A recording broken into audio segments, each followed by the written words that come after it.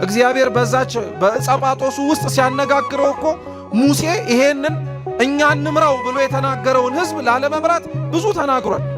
አልችልም ብሏል፣ አቅም የለኝም ብሏል፣ ኮልታፋ ነኝ ብሏል። በዚህ ሁሉ በማይችልባቸው መንገዶች ሁሉ እግዚአብሔር ግን አስችልሃለሁ እያለው ሙሴ ይሄን ነግሮ አልበቃ ብሎ ተንበርክኮ ለመነ፣ ተማጸናቸው፣ እባካችሁ ተው አለ። ምክንያቱም እያመጹ ያሉት ሙሴ ላይ አይደለም፣ ማን ላይ ነው? እግዚአብሔር ላይ ነው።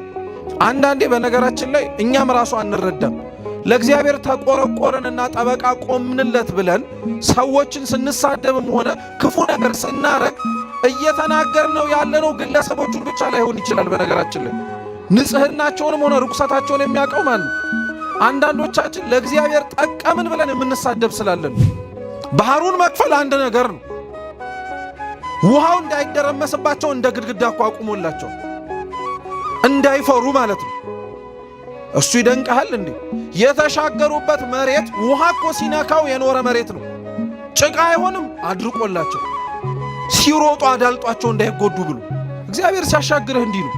አልወጣበትም ካልከው ከግብፅ አሽክላ ነፃ ሲያወጣ መንገዱንም ጭምር አስተካክሎልህ ነው። እግዚአብሔር ጀግና ሲያረግህ፣ እግዚአብሔር ደፋር ሲያደርግህ ሰይፉን ስለቱን ሊመጣ የሚችለውን ነገር በሙሉ መቋቋም እንድችል የሚያደርግ። ሰይጣን ደፋር ሲያረግህ፣ ጀግና ሲያረግህ ግን ሞኝን የሚያረግ ሊያጠፋህ እንደሚችል እያወቀ ሊገልህ እንደሚችል እየተረዳ እንኳን ከእግዚአብሔር ሊያርቅ የሚሆነውን ነገር በሙሉ እንዳታስተውል አይነ ልቡናህን የሚያውር ከእንዲህ አይነቱ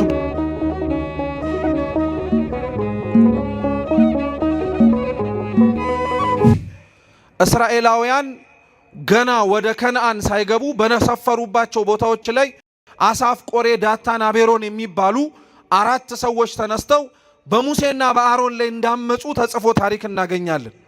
እና የዛ ታሪክ ቅጥያዎች ናቸው እነዚህ አሁን የምናነባቸው ነገሮች በሙሉ። ዳታን፣ አቤሮን፣ አሳፍና ቆሬ ያጠፉት ጥፋት ምን መሰላችሁ? እነዚህ 4 ግለሰቦች ከእስራኤላውያን ቤት ተብለው ከሚጠሩት ከሮቤልና ከሌዊ ነገድ ተመርጠው የወጡ ናቸው። ጥያቄያቸው የነበረው ባጭሩ ምንድነው? ሙሴ እስራኤላውያንን ከግብፅ ባርነት አውጥቶ እዚህ አድርሷቸዋል። ስለዚህ ከዚህ በኋላ ወደ ከነዓን የመጓዙን የመምራቱን ኃላፊነት ደግሞ ከሙሴ መውረድና ሌላው ሰው መቀበል አለበት፣ ፍትሃዊ እንዲሆን ለማለት ነው። እየሰማችሁ ነው? ፍትሃዊ እንዲሆን ማለትም ሙሴ ብቻ ለምን ይመራል? ሙሴ ብቻ ለምን ኃላፊነት ወስዶ ከዚህ እስከዛ ድረስ ያለውን ጉዞ ይወስዳል? እኛም የድርሻችንን መወጣት አለብን የሚል ነው። ስንሰማው ጤናማ ይመስላል። በነገራችን ላይ እናግዝ የሚል ይመስላል አይደል? ግን ጥያቄው በውስጥ ታዋቂነት የነበረው ምንድነው? እኛ ከሙሴ በምን እናንሳለን? እኛ ከሙሴ በምን እናንሳለን? ሙሴ ማን ስለሆነ ነው አውጪም አስገቢም የሚሆነው? ስለዚህ ህዝቡን ስለሆነ የሚመራው ህዝቡ ተሰብስቦ ድምጽ በመስጠት በእኛ ቋንቋ ዴሞክራሲያዊ በምንለው መንገድ ማለት ነው ድምጽ በመስጠት ሙሴን እኛ እንድንተካው አሮንንም ጭምር እኛ እንድንተካው ያስፈልጋል አሉ። እና ይሄን ጥያቄያቸውን ለሙሴ ይዘው ሲቀርቡ ሙሴ በተቻለው አቅም መልስ ለመስጠት ሞክሯል። መልስ ለመስጠት ብቻም አይደለም ተንበርክኮም ለምኗቸዋል። እኔ ህዝቡን እንድመራ ፈቅጄ ወድጄ እያደረኩት ያለሁት ነገር እንዳይመስላችሁ፣ እግዚአብሔር ስለመረጠኝ ነው እያረኩኝ ያለሁት። በራሴ ፈቃድ እኔ ነፃ አውጪ ነኝ፣ እኔ ሁሉን ነገር ማድረግ የምችል ሰው ነኝ ብዬ አይደለም። እግዚአብሔር ግን ከምጠብቅበት ከበግ እረኝነቴ ጠርቶ ለዚህ ዓላማ መርጫለሁ ስላለኝ ነው። ምን አለ ሙሴና እግዚአብሔር ህዝቡን ምራ አልመራም ሲባባል የነበረውን ግብ ቢያዩ ኖሮ እነዚህ ሰዎች እንዲህ ብለው አይናገሩም ነበር። በጣም ነው የሚገርማችሁ። ሙሴ ህዝቡን ላለመብራት ያላረገው ጥረት የለም። እግዚአብሔር በዛች በጸጳጦሱ ውስጥ ሲያነጋግረው እኮ ሙሴ ይሄንን እኛ እንምራው ብሎ የተናገረውን ህዝብ ላለመምራት ብዙ ተናግሯል። አልችልም ብሏል፣ አቅም የለኝም ብሏል፣ ኮልታፋ ነኝ ብሏል። በዚህ ሁሉ በማይችልባቸው መንገዶች ሁሉ እግዚአብሔር ግን አስችልሃለሁ እያለው እንደዚህ ከተባባሉ በኋላ ነው አላምን ሲለው አንዴ እጅህን ብብት ውስጥ ከተትና ለምጻም ሆኖ ሲወጣ እያሳየው መልሰ ከተተው እያለ ያነጻለት በእጅህ ያስከውን በትር ጣለው ሲለው እባብ ሲሆን ጅራቱን ያዘው አትፍራ እያለው መልሶ እንጨት ሲሆን ይሄ ሁሉ ተአምርና ይሄ ሁሉ ማሳመን እግዚአብሔር ሙሴን የሚያደርገውን ኃላፊነት እንዲወጣ ያደረገው ነው። ማንንም ስላላየ ግን ይሄንን ማንም ስላልተመለከተ ግን አሁን እነዚህ ሰዎች ተሰብስበው ሙሴን ካላወረድን አሉት እና ሙሴ እኔ ወድጄ የለም ፈቅጄ የለም እግዚአብሔር ስለመረጠኝ ነው አለ። እነሱ ሊሰሙ አልፈለጉም። አሮንም መውረድ አለበት አለ። እንደ ሙሴ ሁሉ አሮንም የተሾመው በእግዚአብሔር ፈቃድ ነው። ሙሴና አሮን በስጋ ወንድም ይሁኑ እንጂ ሙሴ አሮንን የሾመው የስጋ ወንድሙ ስለሆነ አይደለም። እግዚአብሔር ሹመው ስላለው ነው። ኮልታፋ ነኝ ሲለው አንደበት ይሁን ስላለው ነው። ክህነት ለአሮን የተሰጠው ለሙሴ ራሱ እኮ አልነበረውም። ክህነት ቤተ መቅደሱን ገብቶ የማገልገል ስልጣን አልነበረውም። ሙሴ ግን አንድም ጊዜ ላይ ስለ አሮን ገብቶ የማገልገሉን ነገር አንስቶ እኔ ለምን እንደዚህ ሆንኩኝ ብሎ አያውቅም። ድርሻውን አውቆ ነበረ። ምኑን አውቆ ነበረ? አዎ ክርስቲያኖች በነገራችን ላይ በቤተ መቅደስም ሆነ በማንኛውም ህይወታችን ላይ ድርሻችንን ማወቅ አለብን። ማን ምን ቦታ መሆን እንዳለበት መጠንቀቅ አለብን። ይሄንን ያለማወቃችን በጣም ብዙዎቻችንን ዋጋ አስከፍሎናል። ሰሚ የሆነው ተናጋሪ ሲሆን፣ ተናጋሪ የሆነው አድማጭ ሲሆን፣ መምራት የሚጠበቅበት ሲቀመጥብን፣ የመቀመጥ የሚጠበቅበት ተነስቼ ካልመራው ሲል ይሄ ነው ብጥብጥ የሚፈጥረው። ድርሻን አለማወቅ። ቤተ መቅደስ ውስጥ ገብቶ መገልገል የሚጠበቅበት አገልጋይ ካልሆንኩኝ ካለ ማገልገል እየተጠበቅበት ኃላፊነት እያለበት ደግሞ አይ አልፈልግም ብሎ ገሸሽ ሲል ይሄ ድርሻና ቦታን አለማወቅ እና እንደዚህ አይነቱን ነገር ነው ዳታን፣ አቤሮን፣ አሳፍና ቆሬ አመጽ ያስነሱት። ድርሻቸውን አላወቁም፣ መመራት አልፈለጉም፣ በሙሴና በአሮን መተዳደር አልፈለጉም። ስለዚህ ውረዱና እኛ ህዝቡን እንምራሉ። ሙሴ ይሄን ነግሮ አልበቃ ብሎ ተንበርክኮ ለመነ፣ ተማጸናቸው፣ እባካችሁ ተው አለ። ምክንያቱም እያመጹ ያሉት ሙሴ ላይ አይደለም፣ ማን ላይ ነው? እግዚአብሔር ላይ ነው። አንዳንዴ በነገራችን ላይ እኛም ራሱ አንረዳም። ለእግዚአብሔር ተቆረቆረንና ጠበቃ ቆምንለት ብለን ሰዎችን ስንሳደብም ሆነ ክፉ ነገር ስናረግ እየተናገርነው ያለነው ግለሰቦቹን ብቻ ላይሆን ይችላል። በነገራችን ላይ ንጽህናቸውንም ሆነ ርኩሰታቸውን የሚያውቀው ማን ነው? አንዳንዶቻችን ለእግዚአብሔር ጠቀምን ብለን የምንሳደብ ስላለን ለአምላካችን አገልግሎት ቀናኢ ነን በምንልበት መንፈስ ውስጥ ሆነን የማይገባ ነገር ስናደርግ እንታያለን። እና እነዚህ ሰዎች የራሳቸውን ጥቅም ለማስከበር ነው በነገራችን ላይ ለእግዚአብሔር ቀናኢ የሆኑ ይመስል የተጠጉት እና አይሆንም ብሎ ቢለምን አመጻቸው በሱ ላይ ሳይሆን በእግዚአብሔር ላይ እንደሆነ ቢነግራቸው አልሰማም አሉ። ይሄ ብቻ አይደለም፣ በጣም እኮ ነው የሚገርመው። ቤት ገብታችሁ ብታነቡት በጣም ነው የምትደነቁት። እነዚህ ሰዎች ሙሴና አሮንን ካሉበት ክብር ዝቅ አድርገን እኛም ራሳችን ወደ ላይ እንወጣለን የሚል ሐሳብ ስለነበራቸው ለዚህ ተዘጋጅተው ነበር። በመጡባቸው በየድንኳን በየመንበሮቻቸው ልብሰ ተክህኖ አሰፍተው ማዕጠንት አዘጋጅተው ገብተው ቤተ መቅደሱን ለማጠን ዝግጁ ነበሩ። ምንም የከለከላቸው ነገር አልነበረም እና ድፍረታቸው በጣም ነው የሚደንቀው። የእግዚአብሔርን አገልግሎት ቤተ መቅደስ ለነሱ ጥቅምና ለነሱ እርካታ ሲል ተቻኩለው ለመግባት እሱን ራሱ አልጠየቁትም። እሱን ራሱ ፈቃድ አልጠየቁትም። ማረግ ስለሚችሉና ማረግ እንደሚችሉም ስላወቁ ብቻ ለማረግ ቆረጡ። እግዚአብሔር አምላክም ሙሴ ተንበርክኮ ሲለምናቸው፣ ሙሴ ተንበርክኮ ሲማጸናቸው አልሰሙም። ልብሳቸውን ለብሰው ማዕጠንታቸውን ይዘው ወደ ቤተ መቅደስ ለመግባት ተንደርድረው መጡ። ደሞ እኮ የሚገርመው እነዚህ አራት ሰዎች አራት ሆኖ ቢያጠፉ ምን አለበት? ሌላውንም ሰብስበው በቁጥር 250 ናቸው። ግማሹ ሙሴና አሮንን ይከራከራል፣ ግማሹ እዛ ውስጥ የእስራኤላውያን የነበሩበት ድንኳኖቻቸው ላይ አመጽ ይቀሰቅሳል። ምን እያለ መሰላችሁ? የሙሴና የአሮን የኃላፊነት ጉዞ ሊያበቃ ነው፣ አብቅቷል። ስለዚህ እነዚህ የሚተኩት አራት ሰዎች ስለሆኑ ህዝቡ ለዚህ መዘጋጀት አለበት ብለው በእኛ በዘመናዊ ቋንቋ ፕሮፓጋንዳን ብለው ይነዙ ነበር። ውስጥ ህዝቡን ሰላም ይበጠብጡ ነበር። እግዚአብሔር ሁለቱንም ነው ያያቸው። ቤተ መቅደሱን የደፈሩትንም ህዝቡንም ጭምር ያስደነገጡትንም ሰዎች አየ። እነዚህ ሰዎች ማዕጠንታቸውን ልብሰ ተክህኗቸውን አድርገው ሲመጡ ሙሴ ለአሮንም ነገረው፣ አንተም ልብሰ ተክህኖን አድርግና አብራችሁ አጥኑ፣ እግዚአብሔር እዛን ጊዜ ላይ መቅሰፍቱን ምን እንደሚያደርግ እናያለናል። የሚገርማችሁ እነዚህ ሰዎች በድፍረት ስላለን ብለው ልብሱን አጥልቀው ማዕጠንቱን ይዘው ገብተው የኦሪቱን ቤተ መቅደስ እናጥናለን ሲሉ ልብሱን ሳይነካ ማዕጠንታቸውን ሳያበላሽ የእግዚአብሔር መቅሰፍት ግን እግዚአብሔር የላከባቸው ቅጣት ግን እነሱን እንደተለበለበ ግንድ ለብልቦ አቃጥሎ መቅሰፍቱ ገደላቸው። ውጭስ ያሉትን እዛ ድንኳኖቻቸው ህዝቡን ሲያሳምጹ የነበሩትን መሬት ተሰንጥቀ ዋጠቻቸው። አሁን ይሄን ያልኳችሁ ለምን መሰላችሁ? እግዚአብሔር እነዚህን ሰዎች ሲቀጣቸውም ሆነ እነዚህን ሰዎች ጥፋት አጥፍተው ለጥፋታቸው አልመለስም ሲሉ ቅጣቱን ሲቀጣቸው አሰፍተው ያመጡትን ልብስና የያዙትን ጽንሃ አልነካባቸው።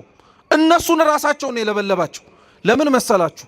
ካሰፉት ልብስ ጋር አብሮ እሳቱ እነሱንም ልብሱንም ማይጠንቱንም ቢበላው ከመቅሰፍቱ በኋላ የተረፈው ሕዝብ ለለበሱትም ልብስ እንኳን አሮንም የሚለብሰው ስለሆነ ክብር አይሰጡትም ነበር። ምን በዚህ ልብስ እንኳን አንተ ይቅርና እንደሱም ራሳቸው ተቃጥለው ሞተውበት የለ እንዴ ብለው ልብሱን ያቀሉት ነበር። ስለዚህ እግዚአብሔር ለልብሱ ያለውን ክብር እንዲያውቁ ሰዎቹን እንዲቀሰፉ አደረገ። ንዋያቱ ግን እዛው ባሉበት እንዲቀመጡ አደረገ። ይሄን የነገርኳችሁ ታሪክ ለምን መሰላችሁ? ይሄ ታሪክ እግዚአብሔር ለእስራኤላውያን እና ለአምልኮቱ ጠበቃ የቆመበት ነው። ቤተ መቅደሱ እንዳይደፈር፣ የሰጣቸው አገልግሎት እንዳይበላሽ፣ እነሱም ከህዝቡ አብረው ሆነው እንዳይጠፉ እንዳይቀሰፉ እግዚአብሔር ለህዝቡ ተጠባባቂ ሆነላቸው፣ ተከላካይ ሆነላቸው። የሰጣቸውን ነፃነት እንዳያጡ ህዝቡ መጠበቅ ሲገባው እነሱ ራሱ ጠበቀላቸው። አሁን ኦሪት ዘኍልቍ ምዕራፍ 21 ላይ ስትመጡ ይሄ እግዚአብሔር የጠበቀው ይሄ እግዚአብሔር ሰላምና ጤና እንዲያገኝ ያደረገው ህዝብ ነው ደግሞ መልሶ ሲያምጽ የምታገኙት።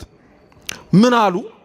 መጽሐፋችን ሲነበብ እንደሰማችሁት ከሆርም ምድር ከኤዶምያስም ምድር ወጥተው ከሆር ወደ ኤዶምያስ ሊሄዱ ማለት ነው። እግዚአብሔር አምላክ በኤርትራ ባህር እንዲዞሩ አደረጋቸው።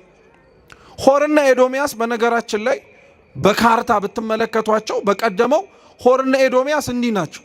ወጥቶ ቀጥታ እንደ መራመድ ያክል ማለት ነው በካርታው ስትመለከቱት። የኤርትራ ባህር የሚባለው ከሆርና ከኤዶምያስ በሩቀት ያለ ነው። ምን ማለት መሰላችሁ? ከአንዱ ቦታ ወደ አንዱ ቦታ ቀጥታ መሄድ ሲችሉ እግዚአብሔር ያስኬዳቸው እንዲህ አዙሮ ነው። ከአንዱ ቦታ ወደ ሌላው ቦታ እንዲሄድ ለምን አዞራቸው? ለምን ከአንዱ ቦታ ወደ ሌላው ቦታ በቀጥታ መሄድ ሲችሉ ብዙ ውስጥ ለውስጥ እንዲሄዱ ለምን ፈለገ? ያስጓዛቸውና የወሰዳቸው ቦታ የኤርትራ ባህር ነው። የኤርትራ ባህር እና እስራኤላውያን ብዙ ታሪክ አላቸው። እግዚአብሔር ከዛ አንወጣበትም ብለው ከተጨነቁበት ከግብፅ ባርነት ነፃ አውጥቶ ሲያሻገራቸው ያሻገራቸው የምንም ባህር ከፍሎ ነው። የኤርትራን ባህር ከፍሎላቸው ነው። ደሞ እኮ መክፈል ብቻ አይደለም፣ እንደው ለአረፍተ ነገሩ ማሳጠር መክፈል አለው እንጂ እኮ እግዚአብሔርማ እንዴት አድርጎ አንቀባሮ እኮ ነው ያሻገራቸው። አንወጣበትም ያሉትን ባህሩን መክፈል አንድ ነገር ነው። ውሃው እንዳይደረመስባቸው እንደ ግድግዳ እኮ አቁሞላቸዋል፣ እንዳይፈሩ ማለት ነው። እሱ ይደንቀሃል እንዴ? የተሻገሩበት መሬት ውሃ እኮ ሲነካው የኖረ መሬት ነው። ጭቃ አይሆንም፣ አድርቆላቸው ሲሮጡ አዳልጧቸው እንዳይጎዱ ብሎ እግዚአብሔር ሲያሻግርህ እንዲህ ነው። አልወጣበትም ካልከው ከግብፅ አሽክላ ነፃ ሲያወጣ መንገዱንም ጭምር አስተካክሎልህ ነው። ውሃውን እንደ ግንብ አቁሞ መሬቱን አድርቆላቸው እንዳይፈሩ ደግሞ ጽናትና ብርታትን ሰጥቷቸው። እንዴ እስኪ እናንተ አስቡት፣ አገራችን ላይ እንኳን ያለ ወንዝ የምታውቁት የመጣንበትም ሊሆን ይችላል፣ በየአካባቢያችን ያለውም ጭምር እኩል መሃል ለመሃል ተከፍሎ እንደ ግንብ እንደ ግድግዳ ቆሞ እስኪ ተሻገሩ ብንባል እንሻገራለን? እንኳን ውሃው ተከፍሎ ይቀርና እኮ ውሃው ላይ የተሰራውን ድልድይ እንኳን እኮ እንጠራጠራለን። እኛ ቢፈርስስ እንላለን። ተበጥሶ ውሃ ውስጥ ብገባስ ብለን እንደናገጣለን። እግዚአብሔር ለሕዝቡ ግን ያደረገው ባህሩን ከፍሎ መሬቱን አድርቆ ድፍረትም ሰጥቷቸው እንዳይሳቀቁ እነሱ እየሮጡ አመለጡ። ጠላቶቻቸው ግን እነሱን ለማግኘትና ለመግደል ሲሮጡ ግን የገቡበትን አላወቁም። እነሱን ህሊናቸውን አብርቶ ድፍረት ሰጥቶ ጠላቶቻቸውን ድፍረት የሚመስል ነገር ግን አይነ ልቡናቸውን ዘግቶባቸው እየገቡበት ያለው እኮ ባህር መሆኑን ሳያውቁት ቀርተው ነው እንዴ? ግብፃውያን እኮ እስራኤላውያንን ለመግደል ባህሩ ውስጥ አብረው ገብተዋል። ነገር ግን አብረው ሲገቡ ሊደረመስ ይችላል የሚል እንኳን ጥርጣሬ አልነበራቸው። በፍጹም አይነ ልቡናቸው ታውሮ ነበር። ድፍረት እንዲህ ነው። በነገራችን ላይ የግብፃውያን ድፍረት በነገራችን ላይ አሁን እኛ ያለን ድፍረትም እኛ በጣም ደፋሮች እኮ ነን። ደፋር ስትሆን በነገራችን ላይ ወይም ጀግና ስትሆን በጣም ጥንቃቄ ያስፈልጋል። እግዚአብሔር ጀግና ሲያረግህ፣ እግዚአብሔር ደፋር ሲያደርግህ ሰይፉን ስለቱን ሊመጣ የሚችለውን ነገር በሙሉ መቋቋም እንድትችል የሚያደርግ። ሰይጣን ደፋር ሲያረግ ጀግና ሲያረግ ግን ሞኝን የሚያረግ ሊያጠፋህ እንደሚችል እያወቀ ሊገልህ እንደሚችል እየተረዳ እንኳን ከእግዚአብሔር ሊያርቅ የሚሆነውን ነገር በሙሉ እንዳታስተውል አይነ ልቡናህን የሚያውር። ከእንዲህ አይነቱ ድፍረት እግዚአብሔር ይሰውረን። የአብዛኞቻችን ከእግዚአብሔር ግንኙነታችን ውስጥ ያለው ድፍረት እንዲህ አይነቱ ድፍረት ነው። የቀረብን እየመሰልን እየራቅን፣ የጠቀምን እየመሰልን ግን እየጎዳን፣ ያገለገልን እየመሰልን ነገር ግን እያፈረስን፣ እንዲህ አይነቱ ድፍረት ደግሞ አለብን እኛም ደግሞ እና ግብፃውያንን በእንዲህ አይነቱ መንገድ አስገባቸው። እነሱን አሻገረ። የከፈለላቸው በሙሴ በትር ላይ አድሮ ግድግዳውን ባህሩን እንደ ግድግዳ ያቆመላቸው እግዚአብሔር መልሰ ምተዋለና ጠላቶቻቸውን አጠፋላቸው። ኮቴያቸውም የለም። ሲመለከቱ ያዩት ነገር ቢኖር ሬሳ ነው። እግዚአብሔር የኤርትራን ባህር እና እስራኤላውያንን ሲያስተዋውቃቸው እንዲህ ያረጋቸው። ከፍሎ አሻግሮ ጠላቶቻቸውን አጥፍቶ እነሱን በፍጹም እምነት ተማምነው እንዲወጡ የትላንትና ታሪካቸውን እንዲዘነጉ አርጎን ያሻገራቸው። አሁን እግዚአብሔር ከአንዱ ቦታ ከሆር ወደ ኤዶሚያስ ምድር እንዲሄዱ ሲል በኤርትራ ባህር እንዲዞሩ አረጋቸው። ለምን? የእግዚአብሔርን ውለታ እንዲያስታውሱት እኮ ነው። እግዚአብሔር ያረገላቸውን ነገር እንዳይዘነጉት እያልኳቸው ያለሁት ምዕራፍ 16 ላይ አሁን ያነበብነው ኦሪት ዘሁልቅ ላይ የእግዚአብሔር ቤተ መቅደስ ሲደፈር ጠበቃ ሆኖ ራሱ እግዚአብሔር ወዳጆቹ ሙሴና አሮን ነው ያንን ቤተ መቅደስን ያንን የኦሪቱን ድንኳን ያንን ሥርዓተ አምልኮ እንዲጠበቁ ያደረጉት። ይሄንን ውለታ እግዚአብሔር ለሕዝቡ ውሎላቸዋል። እነሱን ውጡና ሙቱልኝ አላላቸው። እነሱን ተጋደሉልኝ፣ ዳታንን፣ አቤሮንን፣ አሳፍን፣ ቆሬን አብረዋቸው የነበሩትን 200 ሰዎችን 250 ሰዎችን እርም አብሏቸው ዋጋ አስከፍሏቸው አላለም። መጀመሪያ እግዚአብሔር ነው ሃይማኖትን የጠበቀው። ከዛ በኋላ ነው ሕዝቡን እንዲጠብቁ የነገራቸው። በነገራችን ላይ ክርስቲያኖች ሃይማኖትን መጀመሪያ መጠበቅን ያሳየን ራሱ ክርስቶስ ነው። ክርስቶስ የሰጠንን ሃይማኖት ጠብቆልን፣ ክርስቶስ የሰበከልንን ሃይማኖት ግራ እንዳንጋባ እንዳንወዛወዝና ከአንዱ ወደ አንዱ እንዳንሄድ እሱ ራሱ ጠብቆልናል። አምላካችን እኮ ወርዶ በነበረበትና በመሬት ላይ ሲዘዋወርና ሲያስተምር በነበረበት ወቅት 3ቱን ዓመት በደንብ ትኩረት ሰጥቶ ያስተማረው በደንብ ትኩረት ሰጥቶ የሰበከው ነገር ቢኖር ሃይማኖትን በደንብ አድርጎ ግራ እንዳንጋባ እንዳንንቀጠቀጥ ከአንዱ ወደ አንዱ እንዳንሄድ በደንብ አድርጎ አስጠንቅቆን ያስተማረን። ሃይማኖትን መጠበቅ ከማን ተማራችሁ ብንባል ከክርስቶስ የተማርነው እኛ። ለእውነት መኖር ከማን ተማራችሁ ከተባልን ከክርስቶስ ነው። ሲጀመር ክርስቶስ ራሱ የሞተው ለምንድን ነው? ለእውነት እኮ ነው የሞተው። ለእውነት እኮ ነው ራሱን አሳልፎ የሰጠው። ለእውነት እኮ ነው መስቀል ላይ የተሰቀለው። ሃይማኖትን መጠበቅ ከሱ ተምረናል። ከሱ መጠበቅ የተማርነውን ሃይማኖት ነው ከዛ ሰው የሚጠብቀው። እግዚአብሔር ያልጠበቀውን አንተም አትጠብቅም። እግዚአብሔር የጠበቀውን ግን ማቃለል አትችልም።